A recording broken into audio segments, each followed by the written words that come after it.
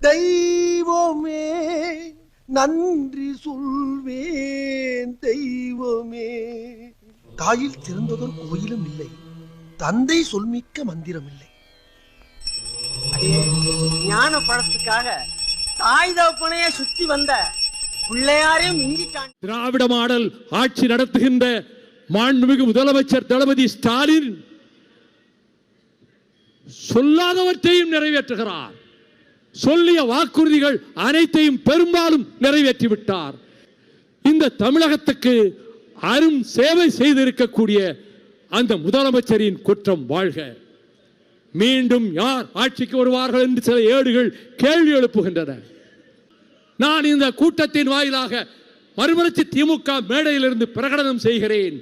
வரப்போகிற தேர்தலிலும் திராவிட முன்னேற்ற கழகத்தின் தலைமையிலான மதச்சார்பற்ற முற்போக்கு கூட்டணி தான் அபரிமிதமான வெற்றியை பெறும். திமுக கழகம் தனி பெரும்பான்மையை பெறும். மீண்டும் மகிழமேந்துவார் தளபதி ஸ்டாலின். ராசா, அம்மா பூவும் பொட்டுமா இருக்க வேண்டாமா?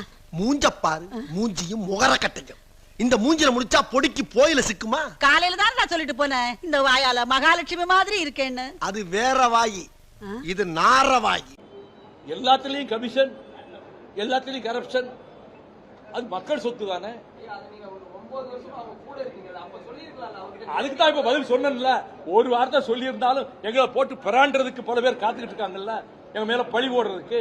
அதனால பேசாம இருந்தோம். அதெல்லாம் இல்ல, அதெல்லாம் இல்ல. சொன்னா மற்றவங்களெல்லாம் விட்டுருவாங்க, எங்களை மட்டும் தனிமைப்படுத்தி அட்டாக் பண்ணுவாங்க. மற்ற கட்சிகள் என்ன வேணா பேசட்டும், ஏதாவது நீங்க விமர்சிக்கிறீங்களா? அவங்க என்ன நிலைப்பாடு எடுத்தாலும் எம்டிஎம்கேனா உங்களுக்கு கிள்ளுக்கிறேன்.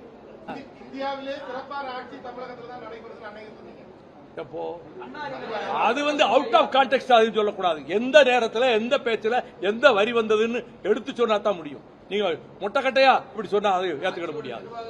ஆமா, கூட்டணியிலே இருந்தபோது கூட்டணி தர்மத்தை காத்து சில தவறுகளை மனசிலே உணர்ந்தாலும் கூட விமர்சனம் செய்யாமல் இருந்தேன். அடங்கப்பா, இது உலக நடிப்புடா சாமி.